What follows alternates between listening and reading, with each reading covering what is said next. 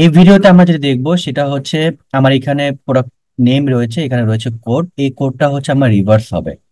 Reverse বলতে এখানে আমার প্রথমে আসবে অ্যাকচুয়ালি 40559512। আমার পুরো কোডটা হচ্ছে আমরা রিভার্স করে ফেলবো। তো এখানে আমার যেই ফাংশনটা খুব বেশি ইম্পর্টেন্ট সেটা হচ্ছে সিকোয়েন্স ফাংশন।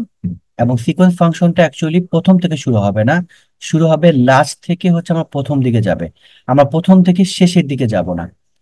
তো এই জন্য দেখেন আমরা এই সিকোয়েন্স ফাংশনটা ইউজ করবো। এখানে রো কয়টা হবে? রো হবে হচ্ছে আমার এখানে যতগুলা ক্যারেক্টার রয়েছে। তাহলে আমি লেন ফাংশনের মাধ্যমে আমরা ক্যারেক্টার বের করতে পারি। কমা, কলামটাকে আমরা স্কিপ করব। স্টার্ট হবে কোত্থেকে? স্টার্ট হবে কিন্তু আমার লাস্ট থেকে। লাস্ট মানে হচ্ছে আমার এই যে ফোর যে ক্যারেক্টারটা রয়েছে, এই ফোর থেকে শুরু হবে। তাহলে ফোর কত নাম্বার ক্যারেক্টার?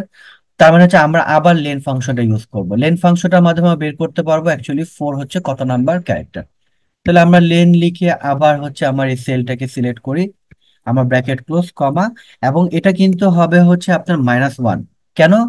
ফর এক্সাম্পল যদি এখানে 8টা ক্যারেক্টার থাকে তাহলে হবে 8 7 6 5, এভাবে কিন্তু আমার মাইনাস হয়ে হয়ে কিন্তু আমার পরবর্তী নাম্বার গুলো আসবে।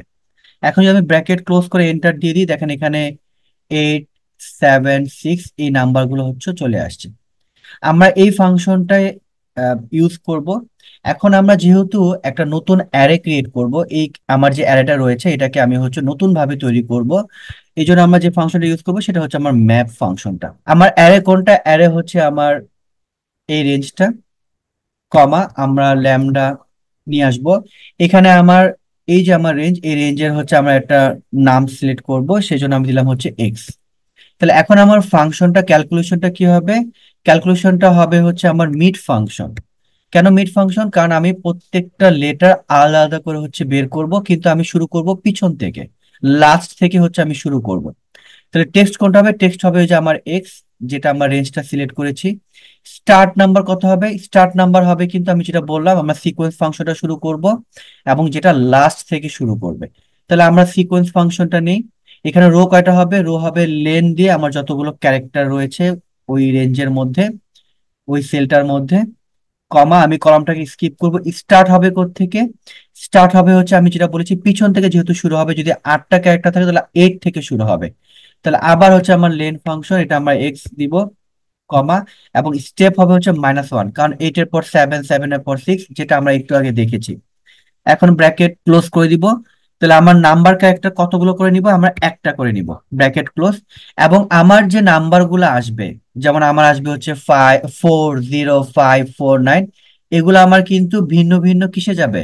আমার নিচের রোতে যাবে, ভিন্ন ভিন্ন রো সেলে যাবে। এবং সেগুলোকে কিন্তু আমরা এখন কি করব? একসাথে করে ফেলবো। তাহলে এই জন্য আমরা যে ফাংশনটা ইউজ করব সেটা হচ্ছে আমার কনকেট ফাংশন। কনকেট ফাংশনটা দিয়ে আমি এখন bracket close, bracket close, bracket close, enter দিব। এই দেখেন আমার প্রত্যেকটা ক্যারেক্টার কিন্তু আমার রিভার্স হয়েছে। 40549512, তারপর হচ্ছে 9718। তার মানে হচ্ছে আমার এখানে যে ক্যারেক্টারটা রয়েছে প্রত্যেকটা ক্যারেক্টার কিন্তু আমার এখানে রিভার্স হয়েছে। তো এই ভিডিও এতটুকুই ছিল, ধন্যবাদ।